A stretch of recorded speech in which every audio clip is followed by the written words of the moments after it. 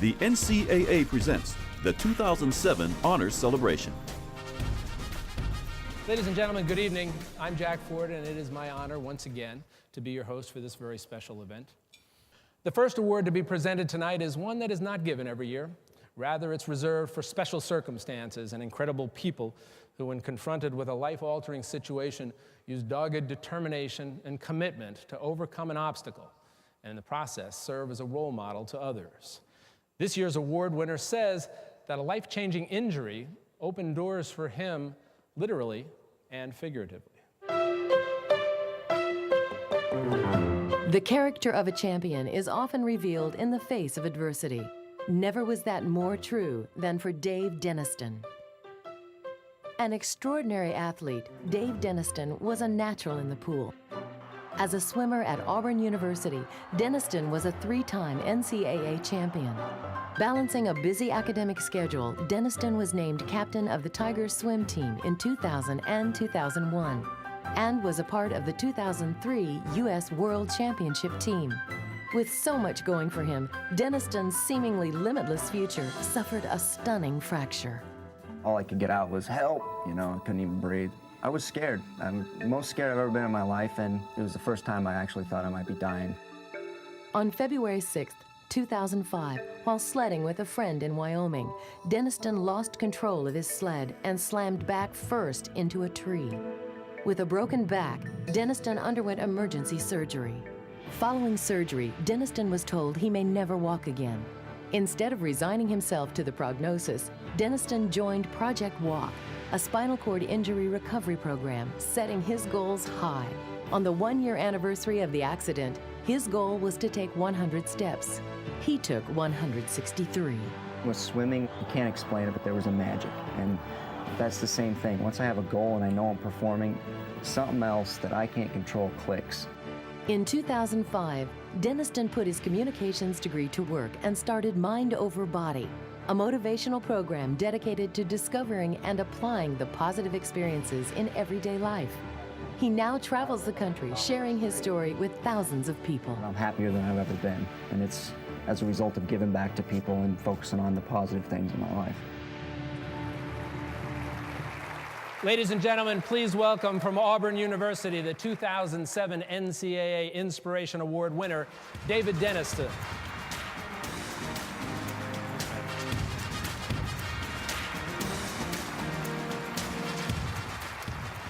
And presenting David's award tonight is David Marsh, head swimming and diving coach at Auburn.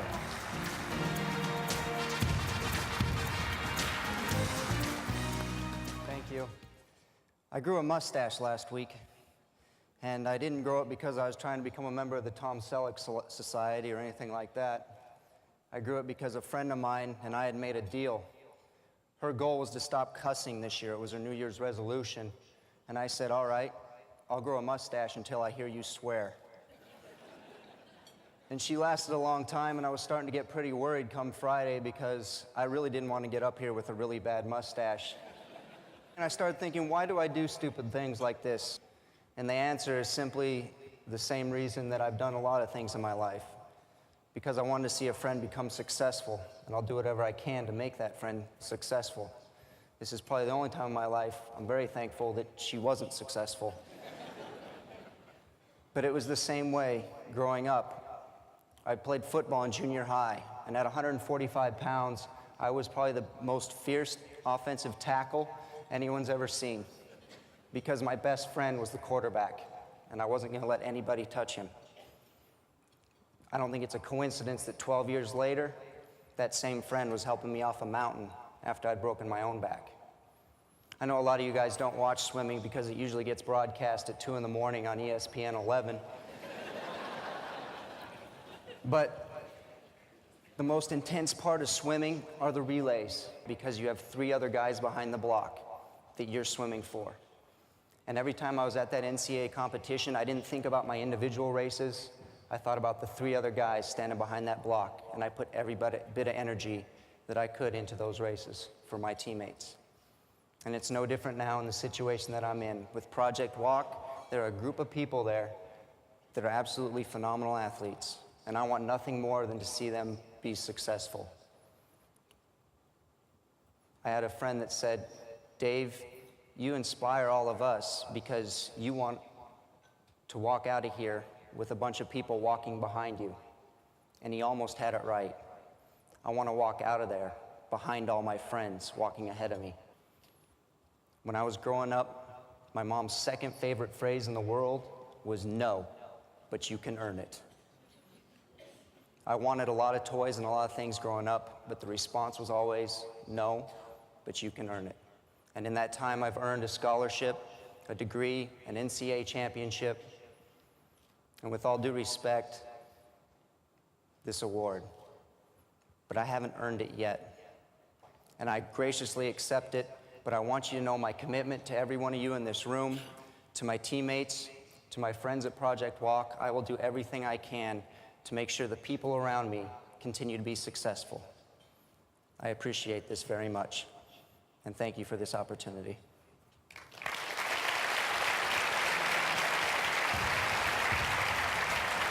The 42nd Annual NCAA Honors Celebration continues in a moment.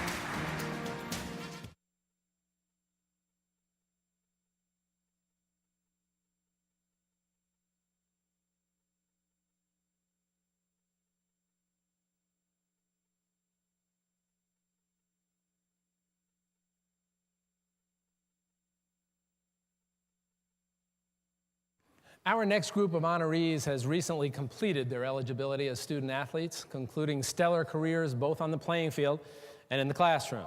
At this time, I'd like to introduce you to the 2007 NCAA Top 8 Award recipients. As a skier and a rower, our first Top 8 recipient loves Mother Earth, but she spends most of her time looking up at the stars.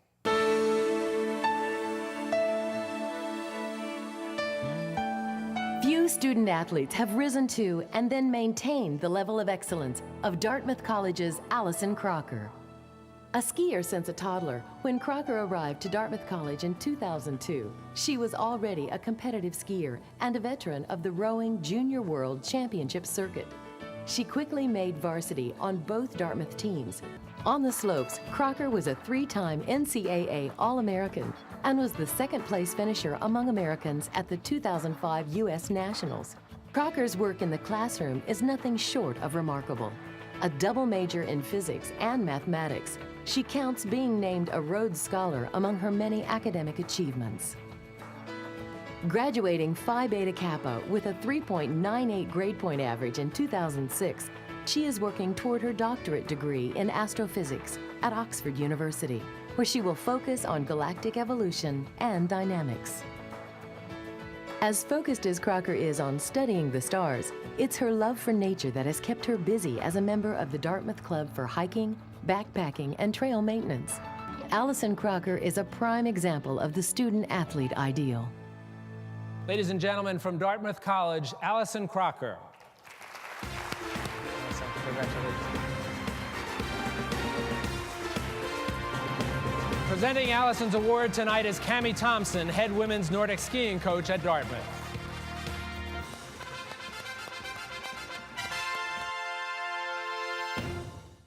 A wrist injury almost ended the career of our next Top 8 award winner, but perseverance and determination enabled her to come back from adversity, as you'll see, in a very big way. When Laura Garrity entered the University of North Carolina, Chapel Hill in 2001, she immediately made her presence known, earning the #1 national ranking in the shot put. She would not relinquish that ranking throughout her entire collegiate career. Garrity was a 13-time ACC champion, a 4-time NCAA champion, and in 2004, the first ever collegiate woman to win the U.S. Olympic trial in shot put. Graduating with distinction in May of 2005, the biology major was awarded the ACC Weaver James Corrigan Postgraduate Scholarship and garnered numerous other academic awards, including the UNC Patterson Medal, which recognizes one female and male student athlete for their athletic accomplishments, leadership, and sportsmanship. In addition to her hard work in the classroom and in the arena, Garrity was a member of the UNC Student Athlete Advisory Council and was a camp counselor and youth sports instructor. As a person who believes that you get out what you put in, Laura Garrity is a shining example of the NCAA student athlete. Ladies and gentlemen, from the University of North Carolina, Chapel Hill, Laura Garrity.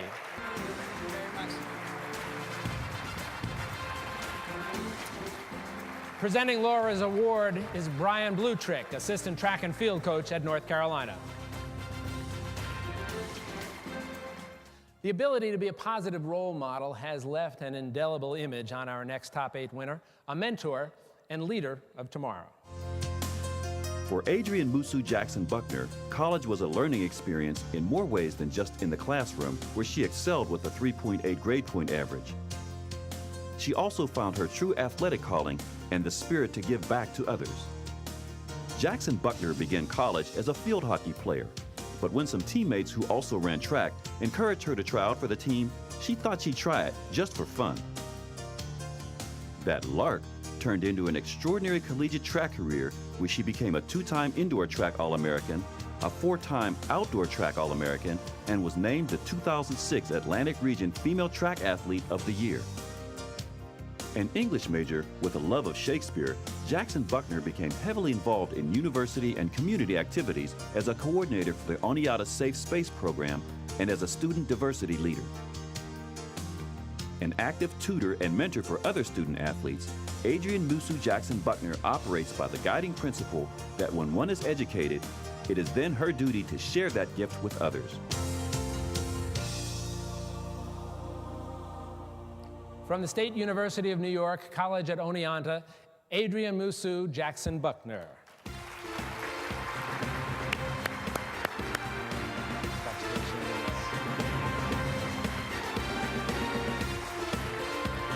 Presenting Musu's award tonight is Dr. Barton Ingersoll, Associate Vice President for Student Development at Oneonta State. Our 4th top 8 recipient had a tough act to follow when his older brother recently won an NCAA postgraduate scholarship. Not surprisingly, though, this 2-sport athlete did not disappoint. Perfection, a goal that many strive for but is seldom achieved. Ryan Cook is the exception.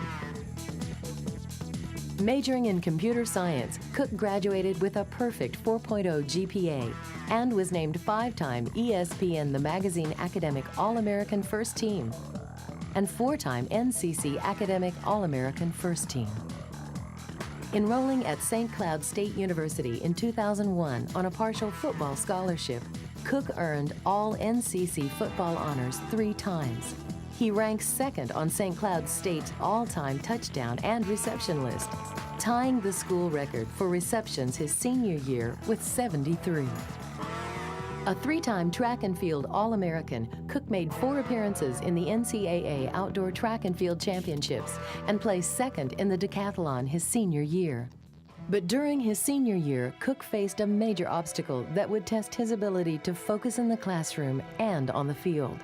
Learning that his younger brother was diagnosed with cancer, Cook struggled with his priorities and was physically and mentally drained by the experience. But with the spirit of a champion, he persevered. His brother went into remission, and Cook went on to win the St. Cloud State Male Athlete of the Year Award in 2006. Factor in Cook's community work with Athletes in Action, the Boys and Girls Club, and the pediatric unit at St. Cloud Hospital, and Ryan Cook exemplifies the power of athletic guts, classroom discipline, and personal sacrifice. Ladies and gentlemen, from St. Cloud State University, Ryan Cook.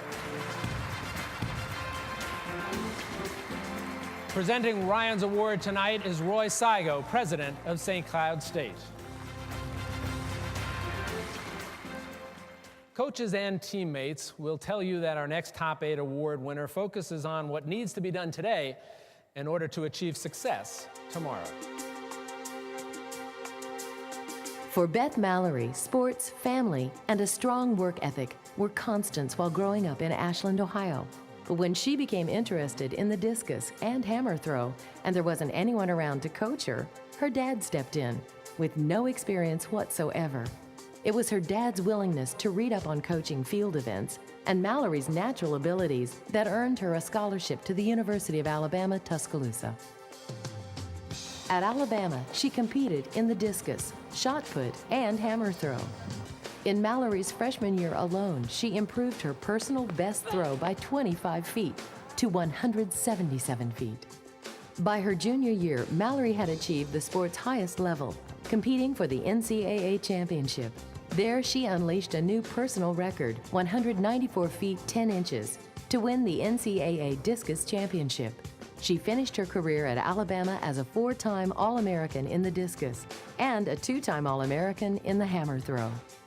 A physical education major with a 3.85 GPA, Mallory has a strong desire to help kids, especially through youth sports. She regularly volunteers in local schools, as well as works as an advisor to other student athletes. Training for the 2008 Olympics, Beth Mallory hopes to add an Olympic gold medal to her impressive list of accomplishments. From the University of Alabama, Tuscaloosa, Beth Mallory. Congratulations.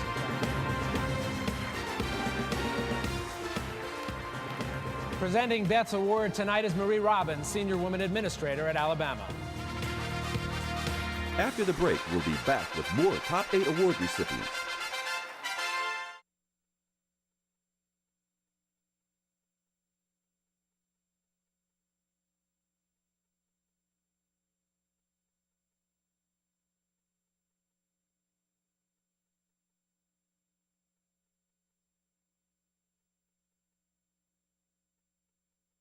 Welcome back to the 2007 NCAA Honors Celebration with your host, Jack Ford. Unfortunately, our next honoree could not be here tonight due to a death in her family, but we would like to recognize her accomplishments this evening. Following the footsteps of past soccer greats, this Top 8 award recipient never flinched and has contributed yet another page to her school's championship tradition. When Heather O'Reilly began her soccer career at the University of North Carolina, Chapel Hill in 2003, she was coming off of what could have been a crippling setback. After breaking her leg while playing for the U.S. national team, O'Reilly returned only 10 days before the Tar Heels' first game of the season. She went on to become the 2003 National Freshman of the Year, while helping the Tar Heels to an undefeated season and a national championship. In 2004, O'Reilly was a part of the U.S. Olympic team in Athens. In the semifinal round versus Germany, O'Reilly scored the game-winning overtime goal on an assist from Mia Hamm. The team went on to win the gold medal. O'Reilly ended her career by leading North Carolina to yet another national championship in 2006. For O'Reilly, an education major juggling the hectic schedule of collegiate competition, national team competition, and academics, earned her ESPN The Magazine's Scholar Athlete All-American of the Year honors in 2006, and a spot on the Dean's List in both 2005 and 2006. Off the field, O'Reilly has volunteered with various community service programs, including Adopt a Classroom, the Katrina Relief Fund, and Carolina Dreams. Heather O'Reilly's status as one of North Carolina's greatest women's soccer players is already cemented, but her best work off the field is yet to come.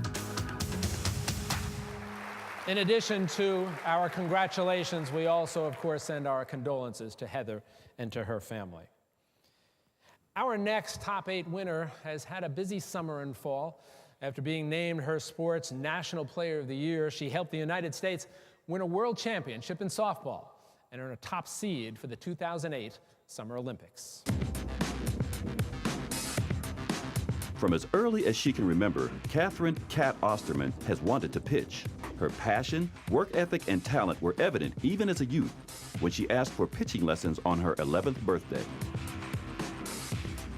As a freshman at the University of Texas at Austin in 2002, Osterman was an instant force on the softball field. Named the Big 12 Freshman of the Year and Big 12 Pitcher of the Year, Osterman's illustrious career began to move almost as quickly as her fastball. Here's the 3-2 pitch. Swing and a miss. He struck her out. In 2004, she led the U.S. national team to an Olympic gold medal and was recently selected #1 in 2 professional fast-pitch leagues. Three's a charm for this 3-time National Collegiate Player of the Year, 3-time Women's College World Series All-Tournament selection, and 3-time ESPY winner. Osterman's accomplishments are far from one-dimensional. A psychology major, She boasts an extensive list of academic awards, including a 2-time winner of the VF Doc Newhouse Endowed Presidential Scholarship, Texas's highest honor recognizing outstanding academic and athletic achievement. Osterman also gives back to communities by participating in programs like Neighborhood Longhorns and Marathon Kids. A natural-born leader, it's hard to imagine Kat Osterman not achieving anything that she puts her mind to. Ladies and gentlemen, from the University of Texas at Austin, Kat Osterman. Presenting Kat's award will be Connie Clark, head softball coach at Texas.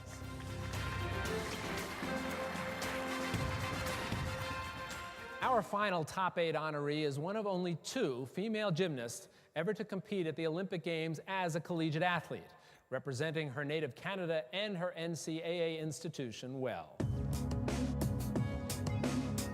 Kate Richardson's ambitions have been apparent since childhood, when at the age of 10, she competed in her first national gymnastics championship. In 2000, she competed in the Summer Olympic Games in Sydney, Australia. 3 years later, Richardson leapt onto the college scene. She won NCAA individual championships in the floor exercise, balance beam, and uneven bars, while leading her university to 2 NCAA team championships. During her career, she scored 10 perfect scores for her performances. As the first Canadian woman to qualify for an event final in the floor exercise in the Olympic Games, Richardson finished 7th in the 2004 Olympics. Richardson's balance and versatility translated into the classroom. Majoring in psychobiology, she is an NCAA postgraduate scholarship winner. Volunteering for Habitat for Humanity and participating on the Bruin Athletic Council, Kate Richardson exemplifies the life of a student athlete and has earned the right to be called a champion. Ladies and gentlemen, from the University of California, Los Angeles, Kate Richardson.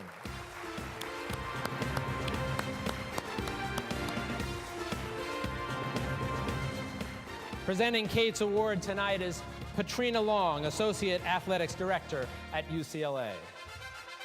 When we return, the 2007 Award of Valor recipient.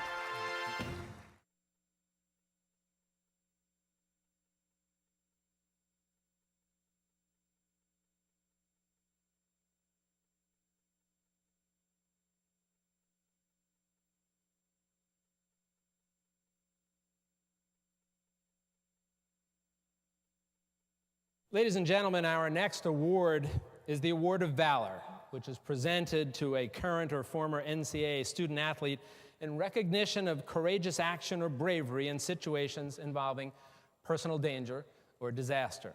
As you will see, our Award of Valor honoree put others before himself in the service of our country. When First Lieutenant Derek Hines finished his hockey career and graduated from the United States Military Academy in 2003, the next part of his life, service to his country, was about to begin, and he was ready for it. This, after all, was what he trained for at the Academy and in Army Ranger School. His tour of duty took him from the beautiful setting of Italy to the front lines of the battle on terrorism in Afghanistan. Already a Silver Star and Purple Heart recipient and a soldier known for his brave acts, early in the morning of September 1st, 2005, Hines led his troops on a mission to find the man responsible for bombing their convoy, a man suspected of being a Taliban leader. Surrounding a hut in a rural Afghani village, Hines waited for his target. A few minutes later, they burst out the door and they started spraying machine gun fire, and Derek caught around under the arm with his no vest. Hines lost his life at the age of 25, but it was in his passing that the world has learned the unique traits he possessed: determination, perseverance, courage, traits that he learned from his family as well as on the ice as an NCAA student athlete. As the captain of the Army team, Hines quickly became a favorite of both fans and teammates for his gutsy style of play and leadership. His work ethic also extended into academics. Hines earned his degree in geography. In the year that followed Hines' death, the imprint on those he touched was evident in many places. but it is the memories he created that will live in the family's hearts forever. He led from the front, and that was his athleticism, and that was his upbringing of being a team player. And that comes from being an athlete and made him the type of leader that he was. Derek knew how much we loved him. We'll all be together someday. We miss him so much. Ladies and gentlemen, representing the United States Military Academy and First Lieutenant Derek Hines, please welcome Derek's father, Stephen Hines. Tonight.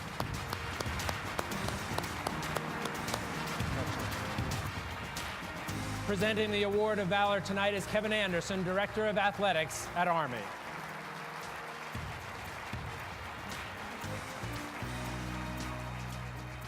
Good evening.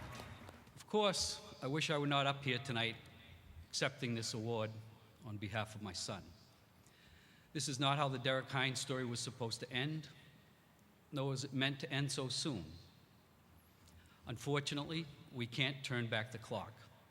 But this Award of Valor will help to ensure that the legacy of Derek Hines will go on for many years. Derek Hines was never about Derek the individual. When Derek was on a team, it was always about the team. Derek carried the lessons he learned through sports into commanding his soldiers. The lessons instilled by his coaches and fellow players showed Derek how to lead and also be led. It was through his experiences at West Point and on the Army hockey team where Derek developed into the leader that he became. Derek kept a war journal while in Afghanistan, and tonight I would like to give you some insight on Derek's time at war by reading from it some of his more memorable entries. May 1st, 2005. The past 5 days altered my life forever. As we were about to leave for Boudreaux for Ashura, we picked up radio traffic saying the Taliban would attack the vehicle with machine guns and RPGs. About one click down the road, the lead vehicle with me in it was hit. My first reaction was to exit the vehicle and return fire, but it was impossible to be effective with an M4. After about 15 minutes of being buttoned down by the enemy, I jumped up on the .50 caliber and fired on the ridgeline. It seemed like the only weapon that made the enemy put their heads down. I never thought it would happen to me, but the feeling of bullets whistling by my head definitely did in Afghanistan. So right now I'm torn about being ordered to put in paperwork for Purple Heart. I was bleeding, but someone was shot, and I'm getting the same award as him. It does not seem fair, but I guess that it's the way the Army works. August 24th, 2005. I just got back from a 6-day patrol that changed my life forever. I saw things I never want to see again, but at the same time will never forget. On the convoy back from Day Japan, Lieutenant Hyland's vehicle struck an IED that killed all but one instantly. 4 lives ended, but many more affected. They will be in my prayers for the weeks to come. The next day after the explosion, I attended my first ramp-side ceremony and saw how powerful it was. It reminded me of a tap ceremony at West Point done after a fellow cadet passes away. Again, something I will not forget. I'm going to try and write more and more in case I am lost.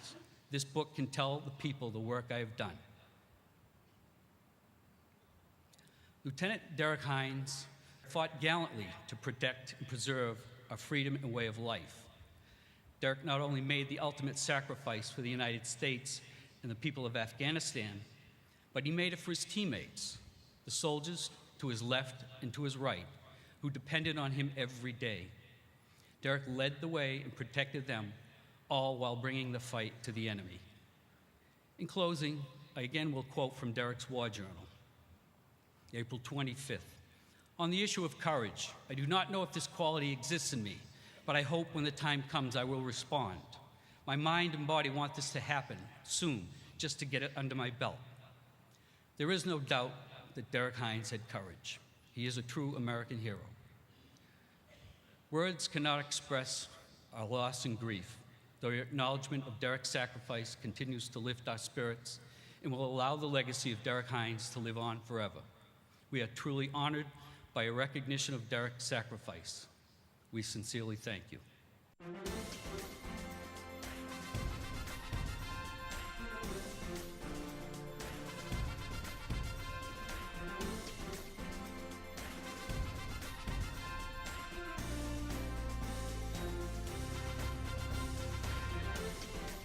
When we return, we'll meet our Silver Anniversary Award recipients.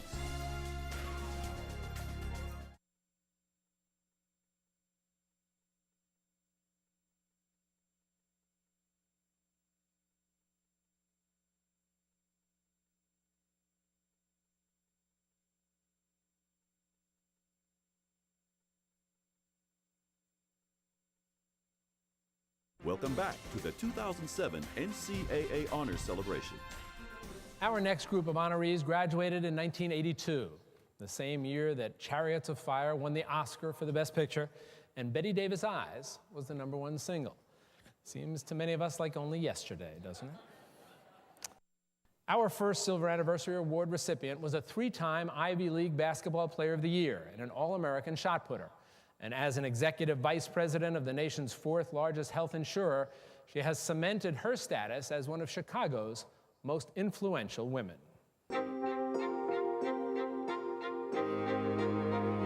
With Title IX only in its infancy and women's athletics grossly underfunded, the multi-talented Gail Koziara Boudreaux made the most of her athletics and academic experience by attending the Ivy League's Dartmouth College. A psychology major and a 2-sport student athlete, Koziara handled the workload flawlessly, excelling in track and field and basketball. As a shot putter, she was an All-American as a junior and senior. As a basketball player, she was a 3-time Ivy League Player of the Year, leading her team to 3 conference championships. She still holds the Dartmouth record for career points and rebounds. Now a married mother of 2, Boudreaux is a continued success story. She is Executive Vice President for Healthcare Service Corporation, the nation's 4th largest health insurer. She remains active in the Dartmouth Alumni Council and is a member of the Chicago Network, an organization of Chicago's most influential women. In 2003, Gail Koziara Boudreaux was inducted into the New England Basketball Hall of Fame, and for this wife, mother, mentor, and businesswoman, nothing is out of reach. Ladies and gentlemen, from Dartmouth College, Gail Koziara Boudreaux. Presenting Gail's award tonight is Chris Welgus, head women's basketball coach at Dartmouth. Our next honoree has more than lived up to his nickname, his friends will tell you. As an Olympic gold medal winner and NCAA champion, he made some waves in the swimming community and proved that a serious illness could not keep him from the sport he loved. Already a swimming champion before the age of 10, Rowdy Gaines was a multi-sport athlete before settling in the pool, becoming an 8-time NCAA champion and 6-time SEC individual champion at Auburn University. As a speech communications major, Gaines collected 22 All-American honors, was the 1981 SEC Athlete of the Year, and in 1982 was awarded the McDonald Spirit Award, one of swimming's highest honors. He set 2 world records in the 100 and 200 meter freestyle events. Rowdy Gaines is going to shatter the American record. Oh, what a finish! After winning 5 gold medals at the 1979 Pan Am Games, Gaines was a member of the 1980 Olympic team that boycotted the Moscow Games. Coming back in the 1984 Olympics in Los Angeles, Gaines won 3 gold medals. But his fast-moving career came to a halt.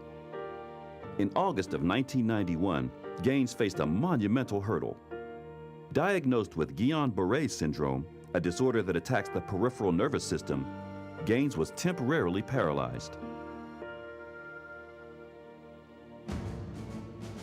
Rebounding quickly, just 1 year after making a full recovery, Gaines won 2 Masters championships and at the age of 35 became the oldest swimmer to qualify for the 1996 Olympic trials. Today, Gaines continues to embody the spirit of an NCAA student athlete, still heavily involved in the world of swimming. He serves as the Chief Fundraising and Alumni Officer for USA Swimming and as a spokesperson for several organizations, including the Children's Miracle Network and Swim Across America, an organization that is helping to find a cure for cancer.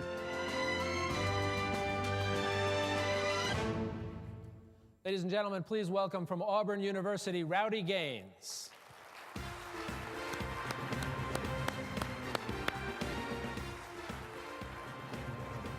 Presenting Rowdy's award tonight is David Marsh, head swimming and diving coach at Auburn.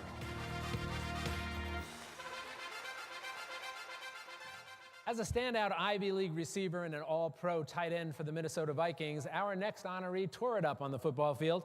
But in his community, he proves to be quite the teddy bear, lending his time, talent, and leadership to numerous youth organizations and foundations. Steve Jordan's story is one of perseverance. Starting school a year early, it wasn't until his junior year of high school that his physical abilities caught up with his intellect, enabling him to play football at Brown University. As the school's leading tight end, Jordan broke the single-game receiving record with 188 yards against Penn State in 1981. He went on to set the single-season record for receiving the same year and was a two-time All-Ivy League player. A member of the Alpha Phi Alpha fraternity and the National Society of Black Engineers, Jordan did not simply adapt to being a student athlete, he excelled. In 1982, Jordan moved on to an even more rigorous challenge, the NFL. Drafted by the Minnesota Vikings, Jordan went on to play 13 seasons as a pro, making 6 Pro Bowl appearances and assuming a leadership position as the Vikings player union representative. This proud father of 3 has served on the boards of the College Football Hall of Fame and the Cystic Fibrosis Foundation, and in volunteer positions for the Special Olympics, the Multiple Sclerosis Society, and the National Missing Children's Foundation. In what may be the ultimate example of his dedication, Jordan established the Steve R. Jordan Endowment Scholarship for Minority Athletes in 2000, enabling future Brown student athletes to follow in his footsteps. From Brown University, Steve Jordan. Presenting Steve's award tonight is Michael Goldberger, Director of Athletics at Brown. Stay tuned, more Silver Anniversary Award recipients when we return.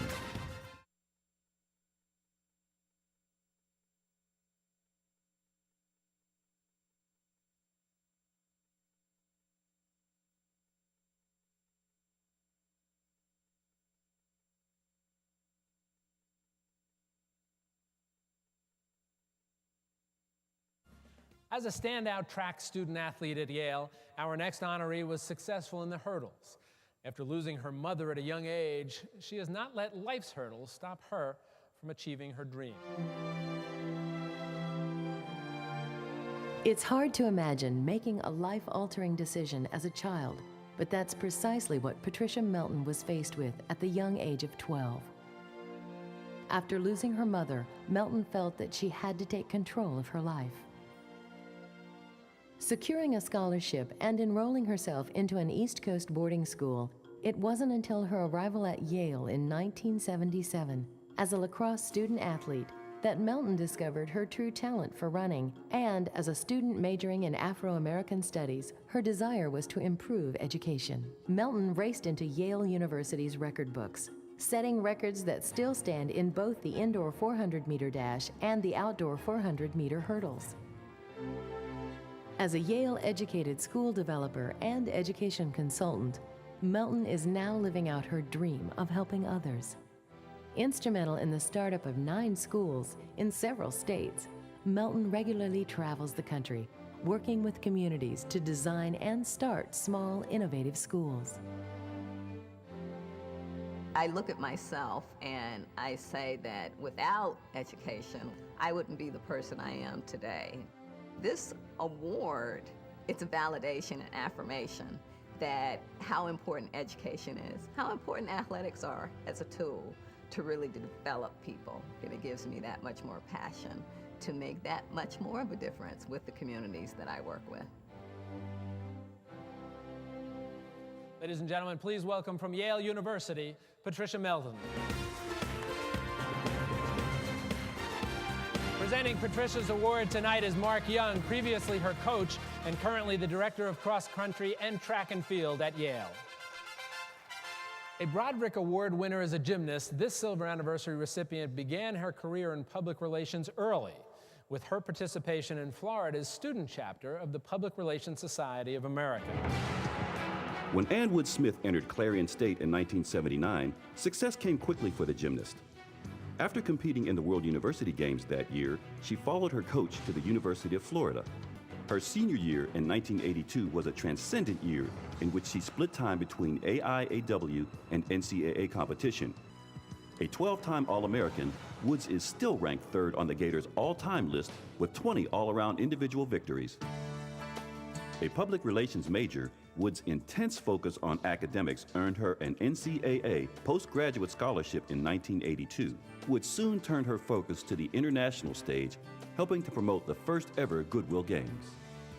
Dividing time between family and charitable causes, this married mother of two is involved with the Boys and Girls Club of America and the Make-A-Wish Foundation, making her a true role model to all.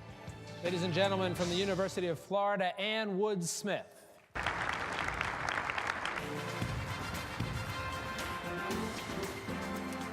And presenting Ann's award tonight is Dr. Ruth Alexander, former women's athletics administrator at Florida. Our final silver anniversary award winner tonight may be the only orthopedic surgeon to have graduated with a degree in classical civilization. An NCAA volleyball champion at USC, he has remained active in sports through his medical career and recently started a nonprofit organization that will improve health care in third world countries. For Dr. William B. Stetson, the concept of hard work came naturally. Earning an athletic scholarship to the University of Southern California in 1978, Stetson became one of the most successful volleyball players in USC's history. Stetson led the Trojans to the NCAA tournament every year, including a national championship run in 1980. Graduating cum laude, Stetson was a Dean's List student and was honored as USC's most outstanding senior student athlete in 1982 and the Pacific 10 Conference's most outstanding scholar athlete of the year as well. Now an orthopedic surgeon, Stetson is still winning. In 2006, he was recognized as a top physician and surgeon nationally. But for all of his achievements, it's his desire to give back that makes Stetson an example to all. Making regular visits to Cuba and other countries in need on medical missionary trips, he is a leader in educating fellow doctors on improved orthopedic surgery methods. Whether serving on the court or serving mankind, Dr. Bill Stetson lives every day to embody the true spirit of the NCAA student athlete. Please welcome from the University of Southern California, Dr. Bill Stetson. Presenting Bill's award tonight is Dr. Brandon Martin, Associate Athletics Director at Southern California. After the break, we'll announce the 2007 Theodore Roosevelt Award honoree.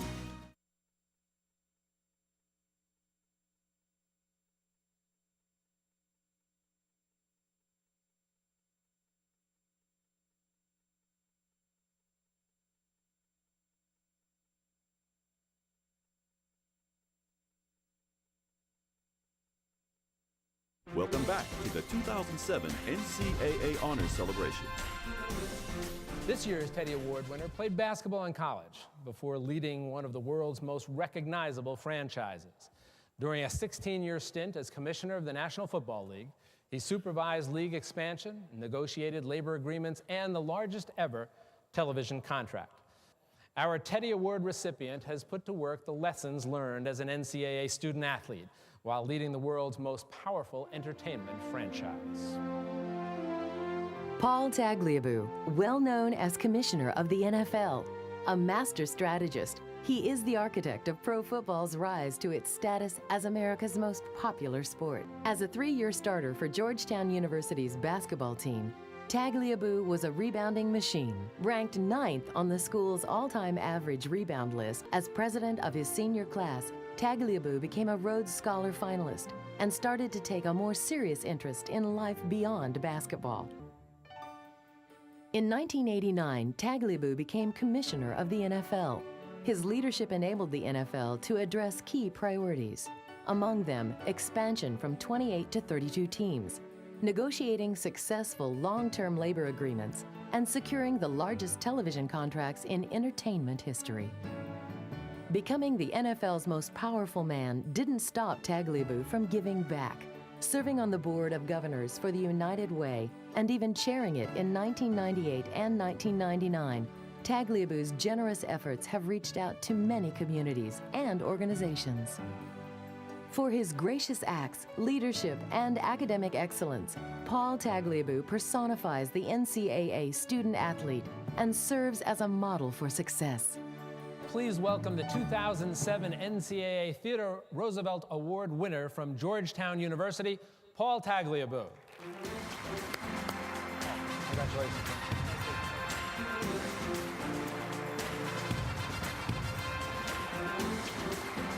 Presenting Paul's award tonight is NCAA President Dr. Miles Brand.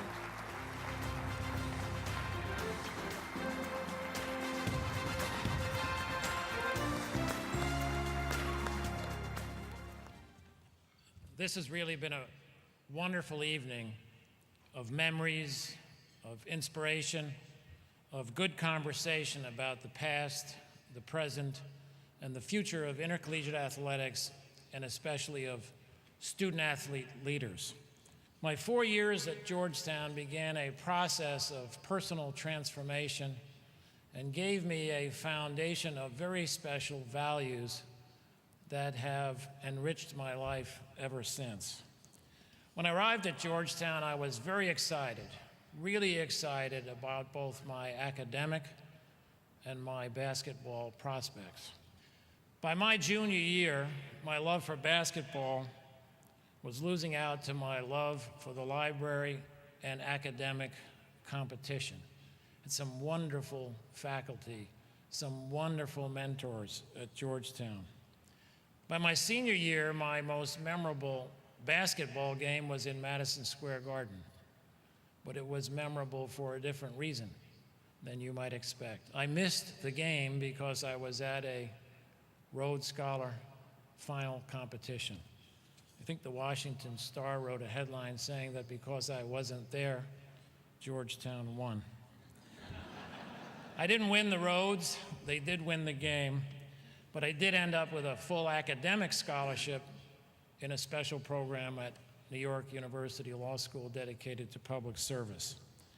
As we look ahead at the future of intercollegiate sports, we can all see a rich blend of continuity and tradition. We can see tremendous change. We can see lots of innovation in many, many areas, including technological innovation and demographic change. But as I look ahead at the coming decades in intercollegiate sports, I am confident that the critical core values and ideals will continue to be honored. And that includes amateurism, academic performance, and sportsmanship. I'm also confident that there will be continued advances in access to the intercollegiate experience, in diversity, and in the equitable participation of men and women alike in all sports. That, I think, is a future that we can all proudly strive to secure.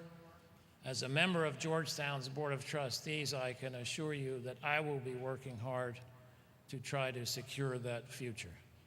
Thank you very, very much for recognizing me as you have done tonight. Appreciate it very much. That then wraps up tonight's events. Thank you all for joining us for the 2007 NCAA Honors Celebration. It has indeed been a special evening. Good night to all.